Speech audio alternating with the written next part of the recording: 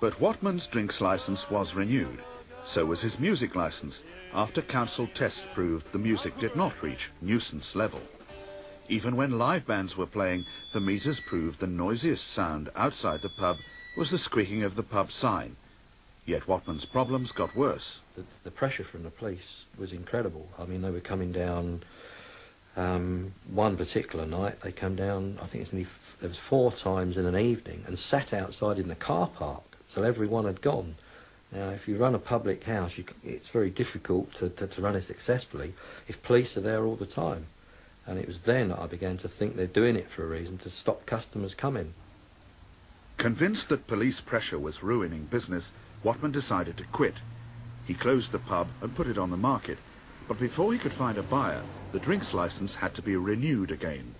This time the police objected, not because of the noise, but in effect because of the silence. They claimed the shut-down pub was a temptation to burglars. At the last minute, 7 police officers came to the court to give evidence, but as Watman's barrister had not been notified, they were not allowed to testify. Even so, the magistrates decided against him. They were out for half an hour and they came back and decided that I didn't have a pub licence anymore. Even though, in a sense, no evidence? No evidence was given at all. No evidence was given against me as a person, whatever, you know. The magistrate's decision brought financial disaster on John Watman. He had to sell the carrier's arms for £30,000 less than he paid and was forced into bankruptcy. But now he felt he was assembling more and more pieces of a Masonic jigsaw. He had long been puzzled by the attitude of Inspector Ron Duncan, who had been in charge of the officers from Tame Police Station who had paid so many visits to the carriers. But Duncan was not only a police officer, as Watman now learned from a friend who was a former policeman. He himself was a Freemason, and he said to me, did I know that Inspector Duncan was also a Freemason from the St Mary's Lodge at Tame, where all the lodges meet in that area? And I says, no, I said I knew nothing about the Masonic there. And then he pointed out all the people that were involved with what happened to me who were Freemasons. Watman made many complaints against Thames Valley Police, alleging harassment, but a 20-month inquiry found no evidence to justify taking any action against any officers. He's still convinced he was victimised, but the mere fact that most of the people he came up against were on the square proves not conspiracy, only coincidence. He's now back in his old job as an engineer. It's ironic that he's using Freemasonry's symbolic tools for a practical purpose, making walking aids for disabled children. Dissatisfied with the police investigation, Watman has taken his complaint to English Freemasonry's headquarters. We looked at it, we find that there are 2 people who opposed the grant of a licence for his pub because they believed it was going to be noisy and disturb them, and those 2 people happened to be Freemasons. Nothing to do with the lodge at all. Can you understand why, though, that he should see a Masonic conspiracy when he discovers that many of the people who he perceives to be against him, ratepayers, leaders, councillors, policemen, are all Freemasons who all meet at the same Freemasons' Hall? I can't understand it, because I know that Freemasonry isn't for that sort of thing. Some people might think you're sort of paranoid, you're imagining the whole thing. I think that's how they get away with it, that they like to interpret it that way. But I don't think I'm paranoid. I've stuck at it for 5 years now to try and prove in some way or another what can or what can be misused within the Masonic organisation. Arthur Edmonds is a Freemason, but he also feels that his life has been ruined by the charitable brotherhood known as Freemasonry.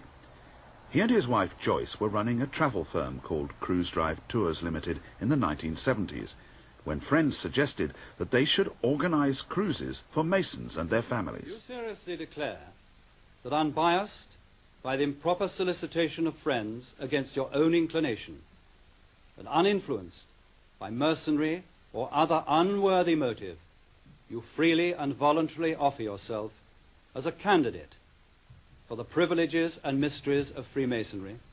I do. I do.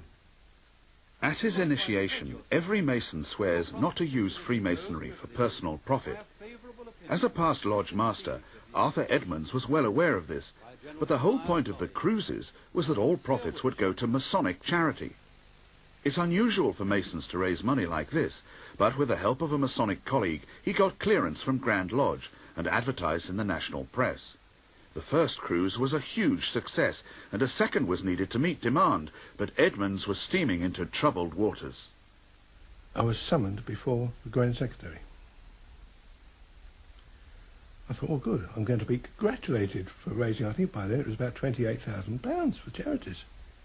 But the Grand Secretary at the time, James Stubbs, did not offer congratulations.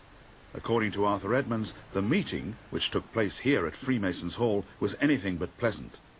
Referring to letters of complaint from a few Masons, the Grand Secretary said he was opposed to Masonic cruises in general and advertising them in particular. I'm not having it, he said. No more. I said, no, no. Masonry, she said, teaches me to look after charities. And that's what I'm doing. Quite legally and with your permission.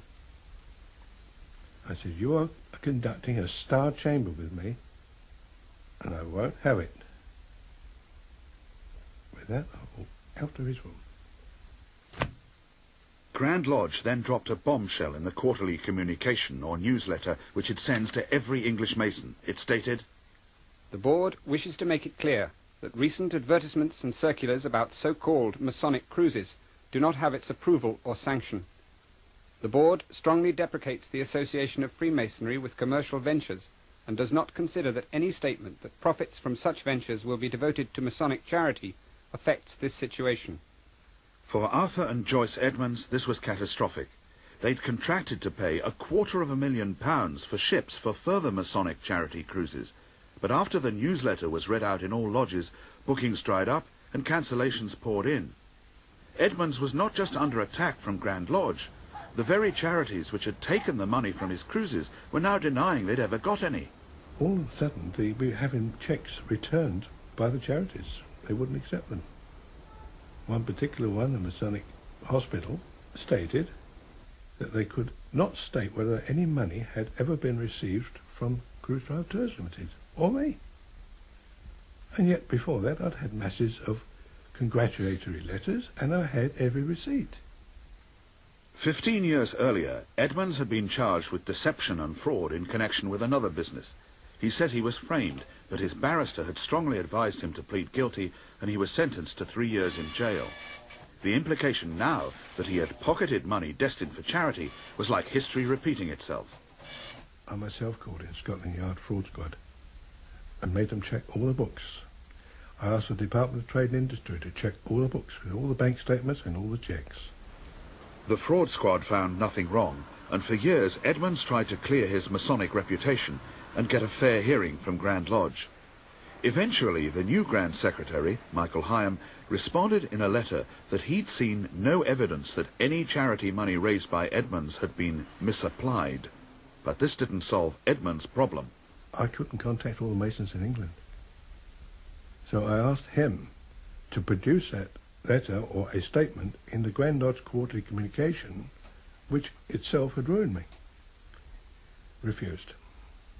Mr. Edmonds asked you to reproduce that letter in the quarterly communication to clear his name. Why did you refuse to do that?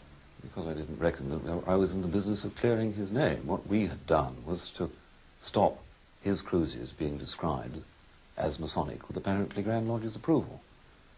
He asked me for a different assurance, and I went as far as I thought I reasonably could, and I did so in that letter. Edmonds had been ruined. As a result of Grand Lodge's actions, Cruise Drive Tours had gone bankrupt, and he and his wife were reduced to living on the dole.